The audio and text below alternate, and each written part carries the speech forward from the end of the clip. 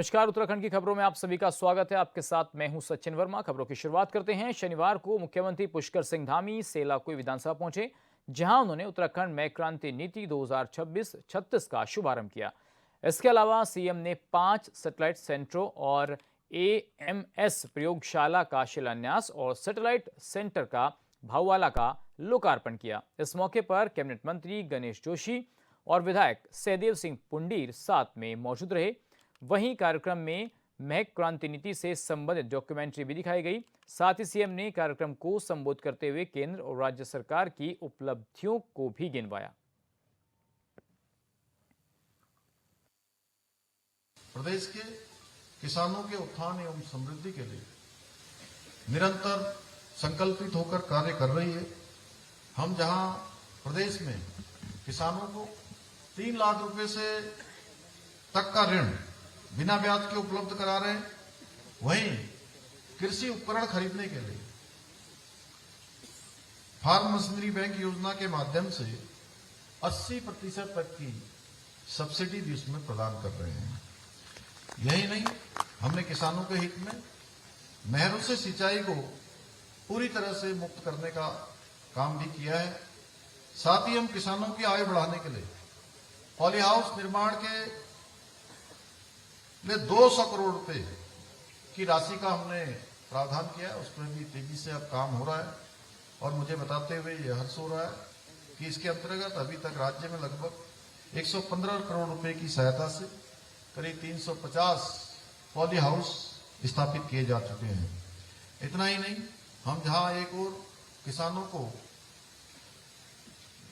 गेहूं खरीद पर किसानों को 20 रुपए प्रति क्विंटल का बोनस प्रदान कर रहे हैं, वहीं हाल में हमने गन्ना किसानों के रेट में भी 30 रुपए, गन्ने के रेट में 30 रुपए प्रति क्विंटल की बढ़ोतरी की है, जो अभी तक का सबसे अधिक बढ़ोतरी है। इसके अतिरिक्त हमने उत्तराखंड के जो पर्वतीय क्षेत्र हैं वहां पर वर्षा आधारित खेती को सहायता प्रदान करने के लिए लगभग 1000 करोड़ रुपए की लागत से Uttarakhand climate responsible rainfed farming project भी स्वीकृत किया है।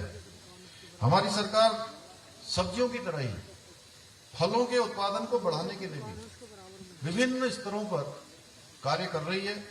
हाल ही में हमारी सरकार ने 1200 करोड़ रुपए की लागत से नई सेब नीति, एप्पल मिशन, कीवी नीति, स्टेट मिलेट मिशन और ड्रैगन फ्रूट जैसी कई महत्वपूर्ण योजनाओं को लागू किया है और इन नीतियों के तहत बागवानी को प्रोत्साहित करने के लिए किसानों को 80% तक की सब्सिडी भी प्रदान की जा रही है।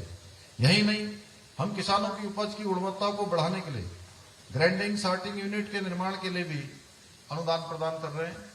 इसके साथ ही हम सुगंध उत्पादों को प्रोत्साहित करने के लिए यहाँ काशीपुर में 40 एकड़ में एरोमा परफ्यूमरी उद्योगों को बढ़ावा देने के लिए 300 करोड़ रुपए से एरोमा पार्क भी विकसित कर रहे हैं। यही नहीं, हम हाउस ऑफ हिमालय के माध्यम से सुगंध तेलों को अंतर्राष्ट्रीय पहचान दिलाने का काम भी कर रहे हैं। और मैं अब जब भी कहीं भी किन्हीं भी महानुभावों से विशिष्ट अवसरों पर मिलने जाता हूं, तो मैं अपने यहाँ का ही जो बना हुआ परफ्यूम है, जो हाउस ऑफ हिमालय के अंतर्गत इसको आजकल मार्केट में लाया जा रहा है, मैं वही भेंट करता हूं। और मैंने यह भी सभी विभागों से और राज्य के स्तर पर हमारे स्थानीय उत्पादन को बढ़ावा देने के लिए, महिला स्वयं सहायता समूह को प्रोत्साहित करने के लिए, हमारे जो छोटे छोटे कारीगर हैं, उनके हस्तशिल्पी है, उनके तमाम प्रकार की कारीगरी है, तमाम प्रकार का जो उनका हुनर है, वह भी प्रोत्साहित हो, इसके लिए यह भी हमने धीरे से प्रावधान किया है, धीरे धीरे, कि जितने भी हमारे इस प्रकार के कार्यक्रम हो रहे हैं, उन कार्यक्रमों में जो भी मोमेंटो इत्यादि भेंट किया जाए, वो हमारे यहाँ का ही स्थानीय उत्पाद है, हमारे यहीं का बना हुआ हो, चाहे वो महिलाओं का बना हो, स्वयं सहायता समूह का बना हो या हस्तशिल्पियों के द्वारा कुछ बनाया गया हो। तो निश्चित रूप से ऐसे प्रयास हमारे उन सभी को बहुत प्रोत्साहित करेंगे बहुत उनको आगे बढ़ने का अवसर प्रदान करेंगे, उनकी सहायता करेंगे। हम धौला देवी, मुंशियारी और बिताल घाट के चाय बागानों को भी जैविक चाय बागान के रूप में परिवर्तित करने का काम कर रहे हैं। यही नहीं, हम मिलेट उत्पादन में निवेश पर 80% तक का अनुदान भी प्रदान कर रहे हैं। साथ ही पंक्ति बुआई करने पर प्रति हेक्टेयर 4,000 रुपए और अन्य विधियों से बुआई करने पर प्रति हेक्टेयर 2,000 रुपए की प्रोत्साहन राशि भी प्रदान की जाएगी, ऐसा भी हमने प्रावधान किया है। इसके साथ ही मिलेट उत्पाद की खरीद पर किसानों को 300 रुपए प्रति कुंटल अतिरिक्त प्रोत्साहन राशि देने का भी प्रावधान भी किया है। हमारे इन्हीं प्रयासों का परिणाम है कि आज हमने किसानों की आय में वृद्धि करने में भी देश भर में पहला स्थान प्राप्त किया है। जहां आज अभी गणेश जोशी जी ने बताया, उससे पहले माननीय विधायक पंडित जी ने बताया कि बहुत सारे क्षेत्रों में आज अनेक अनेक चुनौतियों का सामना करने के बाद भी आज उत्तराखंड देश के बहुत सारे क्षेत्रों में, देश के शीर्ष क्षेत्रों में है। यानी कि हमारी गिनती देश के शीर्ष राज्यों में शुमार हो गई है। चाहे वो आज हमारा सतत विकास के लक्ष्यों को प्राप्त करना हो, चाहे वो फाइनेंशियल मैनेजमेंट बनाना हो, चाहे ईज ऑफ डूइंग बिजनेस हो, ईज ऑफ लिविंग बिजनेस हो, या सिंगल विंडो सिस्टम की व्यवस्था हो, या अभी खनन सूचकांक, खनन के क्षेत्र में भी हमको 200 करोड़ रुपए की प्रोत्साहन राशि भारत सरकार ने इनाम के रूप में दी है।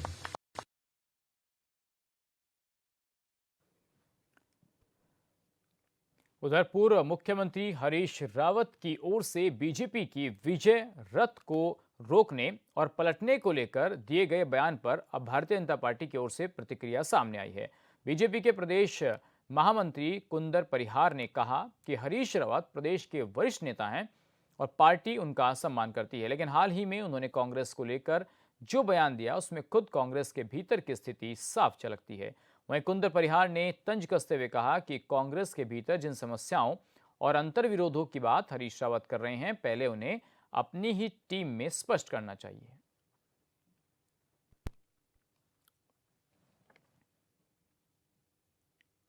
आदरणीय हरीश रावत जी इस प्रदेश के वरिष्ठ नेता हैं, उनका सम्मान करते हैं, लेकिन अभी कुछ दिनों में उनका बयान आया था कि कांग्रेस के अंतर्गत अनेक विष पुरुष हैं।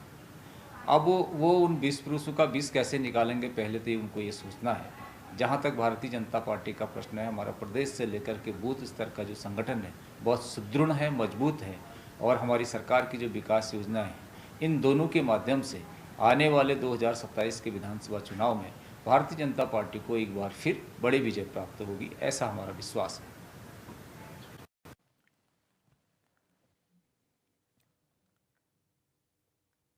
मुख्यमंत्री धामी ने अपने एक बयान में कहा कि कांग्रेस ने प्रदेश के पहाड़ी क्षेत्रों में अवैध लोगों को बसाने का काम किया, जिस पर बीजेपी विधायक विनोद चमोली ने कहा कि बीजेपी लगातार अवैध लोगों और अवैध निर्माण पर कार्रवाई कर रही है, लेकिन कांग्रेस इसका विरोध कर रही है, जिससे स्पष्ट होता है कि कांग्रेस अवैध लोगों को बचाकर बसाने का काम कर रही है।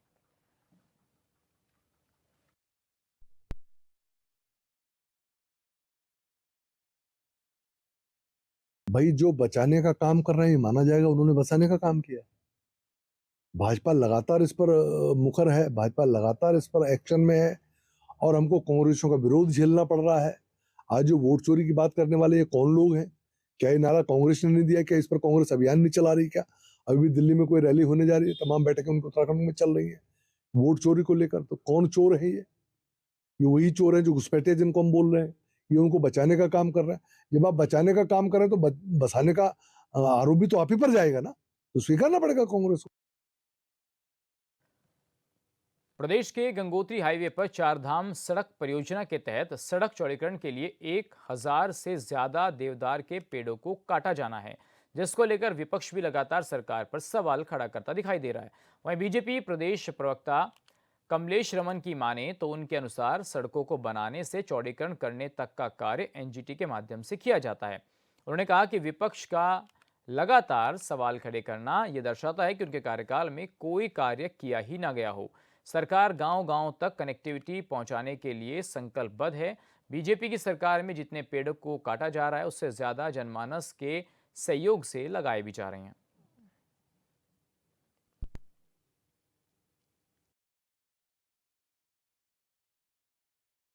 देखिए, जब भी सरकार काम करती है, क्योंकि हमारा एलिवेटेड रोड या चौड़ीकरण का जितना भी कार्य होता है हमारी एनजीटी के माध्यम से होता है, और एनजीटी जब भी कोई कार्य करती है तो वो हमारे जो भूवैज्ञानिक हैं वो इन सारी चीज़ों को देखने का काम करते हैं। पहाड़ कहाँ पर कमज़ोर है और कहाँ पर मजबूत है, इन सारी चीज़ों को देखने का काम भी करते हैं। कहाँ पर हमारी रोड बन सकती है, कहाँ चौड़ीकरण हो सकता है, इन सारी चीज़ों का पूरा संज्ञान लेने के बाद, जाँच करने के बाद ही हमारी केंद्र सरकार इसमें जो है परमिशन देने का काम करती है। पर कहीं ना कहीं कांग्रेस इस पर राजनीति जिस तरीके से करने का काम कर रही है, चाहे देवदार के पेड़ों को लेकर के हो, तो मैं कांग्रेस से पूछना चाहती हूँ, जब उनकी सरकार थी क्या उन्होंने चौड़ीकरण नहीं किया, क्या उन्होंने कभी सड़कें नहीं बनाई? तो ऐसा लगता है कि कांग्रेस के कार्यकाल में तो कुछ काम ही नहीं हुआ। सारा काम जितना भी हो रहा है वो भारतीय जनता पार्टी की सरकार में हो रहा है, पुष्कर सिंह धामी जी के नेतृत्व में हो रहा है। तो कांग्रेस को तो केवल सिर्फ और सिर्फ राजनीति करनी है। अगर हमारे कहीं पर कोई पेड़ कटते हैं तो लाखों की तादाद में हमारे पेड़ लगते भी हैं, और इसमें हमारे जनहित में जो हमारा जनमानस है उसके सहयोग से हम पेड़ लगाने का काम करते हैं। अगर कहीं चौड़ीकरण हो भी रहा है तो वहां पर जब वो सड़कें चौड़ी होंगी या रोड बनेगी, क्योंकि कनेक्टिविटी हमें गांव तक पहुंचानी है, हर उस छोर तक उस कनेक्टिविटी को पहुंचाने का काम करना है, सड़क को पहुंचाने का काम करना है जहां तक अभी तक हमारी रोड नहीं पहुंची है। तो मुझे लगता है कि कांग्रेस को इसके ऊपर राजनीति नहीं करनी चाहिए। पेड़ अगर जितने कटेंगे तो उतने पेड़ लगेंगे भी, लाखों की तादाद में सड़क के किनारों में पेड़ लग भी रहे हैं। तो कांग्रेस को इस पर राजनीति कम से कम मुझे लगता है नहीं करनी चाहिए।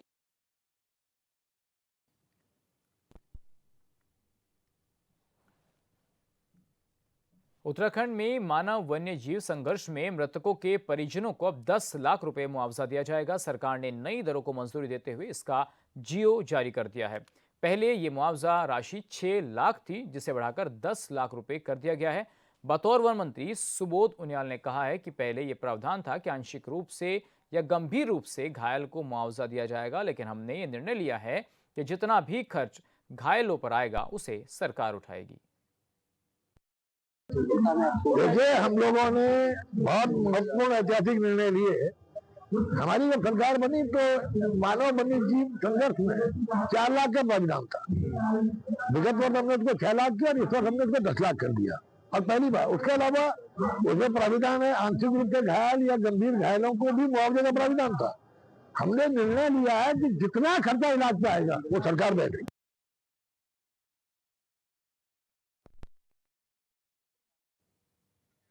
और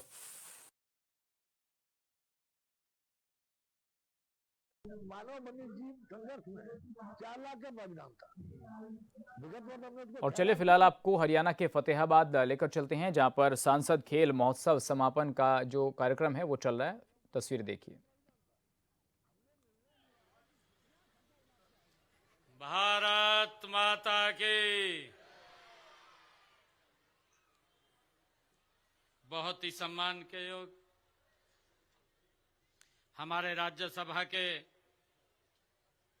सांसद, वरिष्ठ नेता भारतीय जनता पार्टी सुभाष बराड़ा जी, हमारी सरकार के कैबिनेट मंत्री कृष्ण कुमार बेदी जी,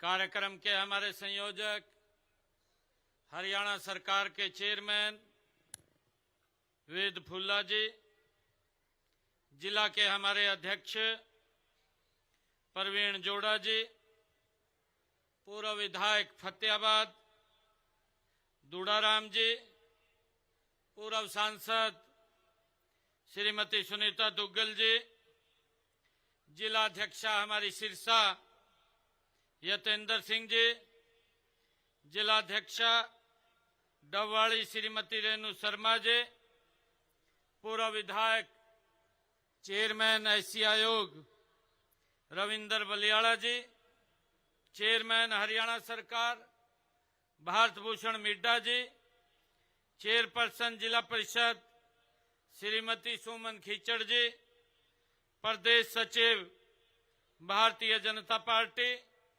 सुरेंद्र आर्य जी, राजीव बत्रा जी, मंच पर विराजमान हमारे अर्जुन अवार्डी अखिल कुमार जी, मनोज कुमार जी, राजकुमार जी सांगवान, श्री अनूप सिंह जी, जय भगवान जी, अशोक कुमार जी, सुमित मलिक जी, सुरेंद्र सिंह जी, अनूप कुमार जी, दीपक कुमार जी, जसवीर सिंह जी, संदीप नरवाल जी, श्रीमती साक्षी जी, भीम सिंह जी, हमारी बबीता फोगाट जी और ओम प्रकाश जी, श्रीमती गीतिका जाखड़ जी और उपस्थित सभी हमारे प्यारे युवा खिलाड़ियों, आप सबका मैं बहुत आज इस सांसद खेल महोत्सव में आप लगातार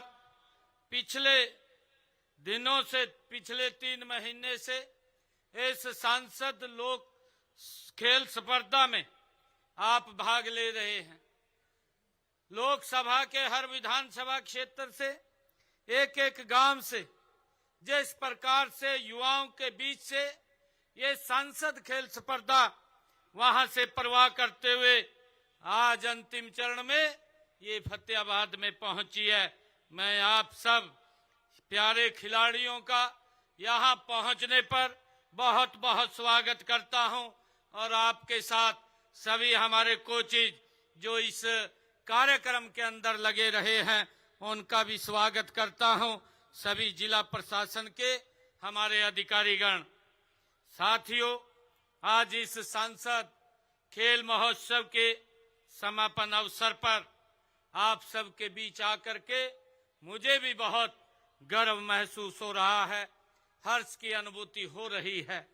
मैं इन प्रतियोगिताओं के जीतने वाले हमारे खिलाड़ियों को भी मैं हार्दिक बधाई और शुभकामनाएं देता हूं। साथ ही इन प्रतियोगिताओं में भाग लेने वाले हमारे हर खिलाड़ी की मैं सराहना भी करता हूं। आप सब ने मिलकर के प्रतियोगिता को सफल बनाने का काम किया है। आप सबको बहुत बहुत शुभकामनाएं और बधाई मैं देता हूं।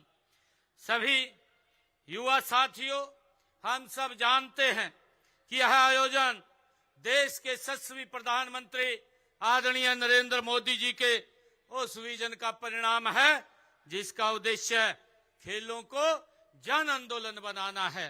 साथियों, मुझे खुशी है कि इसमें भारी संख्या में हमारे खिलाड़ियों ने भाग लिया है। इसमें सिरसा लोकसभा क्षेत्र के देश के टॉप 10 लोकसभा क्षेत्रों में ये शामिल भी हो गया है। इसके लिए मैं विशेष तौर से अपने राज्यसभा के सांसद सुभाष बराला जी और उनकी पूरी टीम को मैं बहुत बहुत बधाई और शुभकामनाएं देता हूं। साथियों, यह सांसद खेल महोत्सव मात्र एक खेल प्रतियोगिता नहीं है, यह एक स्वस्थ उत्सव भी है।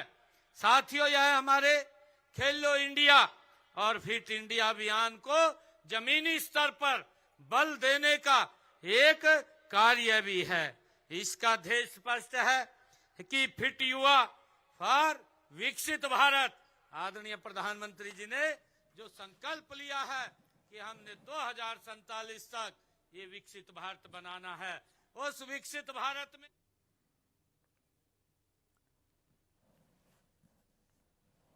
तो सुना आपने किस तरीके से हरियाणा के मुख्यमंत्री जो हैं सांसद खेल महोत्सव के समापन कार्यक्रम में बोल रहे थे। तो चलिए बढ़ते हैं आगे, रुक कर लेते हैं कुछ और अहम खबरों की ओर। खटीमा में रोडवेज बस अड्डे के पास पुरानी रंजिश के चलते अज्ञात हमलावरों ने कुछ युवकों पर चाकू से हमला कर दिया। बदमाशों ने युवक के साथ मारपीट की, जिसमें एक युवक की मौत हो गई जबकि अन्य 2 युवक गंभीर रूप से घायल हो गए, जिन्हें सूचना पर पहुंची पुलिस ने तुरंत अस्पताल पहुंचाया। पूरी वारदात का एक वीडियो भी सोशल मीडिया पर तेजी से वायरल हो रहा है। वहीं इस घटना के विरोध में नगर के व्यापार मंडल समेत अन्य संगठनों ने बाजार बंद करने की घोषणा कर दी है और आरोपियों पर सख्त कार्रवाई की मांग की है। फिलहाल पुलिस आरोपियों की तलाश कर रही है।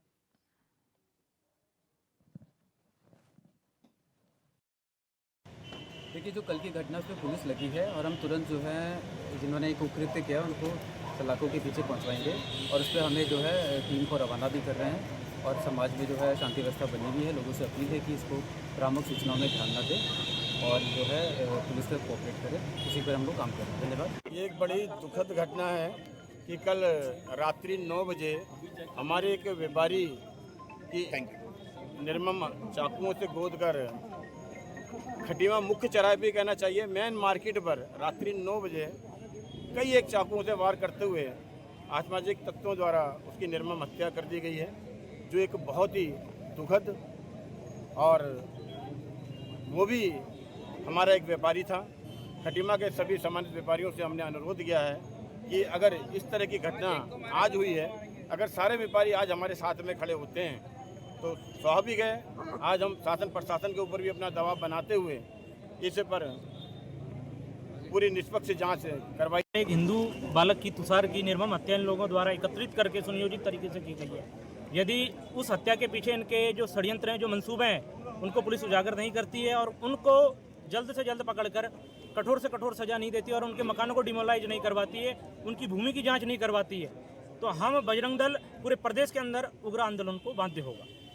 और खटीमा जो व्यापार मंडल है उससे भी हम आग्रह कर रहे हैं और हमारे व्यापार मंडल के सम्मानित अध्यक्ष महोदय हमारे साथ में हैं, उनसे भी आग्रह किया गया है और हम सब लोग जितने भी हैं व्यापारी बंधुओं के बीच में जाकर बाजार बंद का आह्वान एक आग्रह हम लोगों के द्वारा किया जा रहा है। उधर मसूरी में नगर पालिका परिषद और स्थानीय प्रशासन ने पटरी व्यापारियों के साथ बैठक का आयोजन किया, लेकिन पटरी व्यापारियों की मांगों और चिन्हीकरण में पारदर्शिता न होने की वजह से पटरी व्यापारी आक्रोशित हो गए और उन्होंने बैठक का बहिष्कार कर दिया। इस दौरान उन्होंने नगर पालिका प्रांगण में स्थानीय प्रशासन और नगर पालिका के खिलाफ जमकर नारेबाजी की, जिसके बाद सभी शहीद स्थल झूला घर पर अनिश्चितकालीन धरना प्रदर्शन करने की बात कह रहे हैं।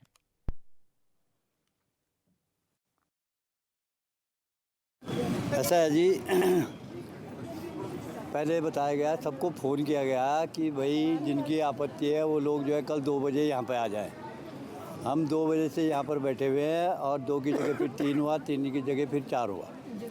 4 बजे के बाद जब कुछ लोग अंदर गए और हम भी गए अंदर साथ में, तो वहाँ बोला गया कि भाई जिस भी व्यक्ति की चाहे किसी भी स्रोत से 10,000 रुपये की इनकम है वो व्यक्ति पटरी पे नहीं बैठ सकता। एक बात। दूसरी बात बोली कि अगर किसी का सिलेक्शन हो भी जाता है, वो 10,000 की इनकम उसकी नहीं है और वो जो जेन्युइन है बैठने के लिए, तो उसको माल रोड पे तो बिल्कुल भी बैठने नहीं दिया जाएगा। वो वहीं बैठेगा जहां नगर पालिका जगह तय करेगी। तो फिर साथ में ये भी बोला कि भाई जिसको ये हमारी शर्त मंजूर है वो बैठा रहे और जिसको मंजूर नहीं है वो चला जाए। देखिए, सबसे पहले तो मेरी आपको नमस्ते।